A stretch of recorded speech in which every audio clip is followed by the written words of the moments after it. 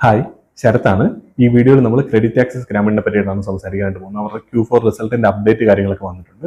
നല്ല ഫിഗേഴ്സ് ആണ് വന്നിരിക്കുന്നത്. ഓൾറെഡി നമ്മൾ ഈ ഒരു ചാനലിൽ എങ്ങനെയാണ് മൈക്രോ ഫിനാൻസ് സെക്ടർ നല്ല രീതിയിൽ റിക്കവർ ആയിക്കൊണ്ടിരിക്കുന്നതെന്നും അല്ലെങ്കിൽ അടുത്തൊരു വരുന്ന ഒരു ഫിനാൻഷ്യൽ ഇയറിൽ നമുക്ക് നല്ല രീതിയിലുള്ള ഗ്രോത്ത് ആ ഒരു സെക്ടറിന് എക്സ്പെക്ട് ചെയ്യാന്നുള്ള കാര്യമൊക്കെ നമ്മൾ കഴിഞ്ഞ ഒരു 2-3 റിസൾട്ടുകളായിട്ട് സംസാരിച്ചുകൊണ്ടിരിക്കുന്നുണ്ട്. ഈ ഒരു ചാനൽ തുടങ്ങിയ സമയം തൊട്ട് തന്നെ പറയുന്നുള്ളൊരു കാര്യമാണ്.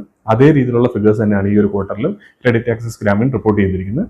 നല്ല രീതിയിൽ അവർ അസറ്റ് ക്വാളിറ്റി കാര്യങ്ങളൊക്കെ ഇമ്പ്രൂവ് ആവുന്നുണ്ട്. അതേപോലെ തന്നെ ഇമ്പ്രൂവ് ആവുന്നല്ല, അവർ ഒരു പഴയ ഒരു സ്റ്റേജിലേക്ക് അവർ എത്തിയിട്ടുണ്ട്. മാനേജ്മെന്റ് അത് ക്ലിയർ ആയിട്ട് പറഞ്ഞിട്ടുണ്ട്. ഇപ്പൊ പാർ 15+ ഒക്കെ ആണെങ്കിലും പുതിയതായിട്ട് വരുന്നത് നല്ല രീതിയിൽ കുറഞ്ഞിട്ടുണ്ട്. 0.07% മാത്രമേ ഉള്ളൂ പുതിയതായിട്ട് പാർ 15%ലേക്ക് ആഡ് ആവുന്നുള്ളൂ. അത് നോക്കിയാൽ അവരുടെ GNB അല്ലെങ്കിൽ അവരുടെ ഈ പറഞ്ഞ പാർ 1 to 90 ഒക്കെ നോക്കിക്കഴിഞ്ഞാൽ നല്ല രീതിയിൽ അതിനകത്ത് ഡിപ്പ് വന്നിരിക്കുന്നതാണ്.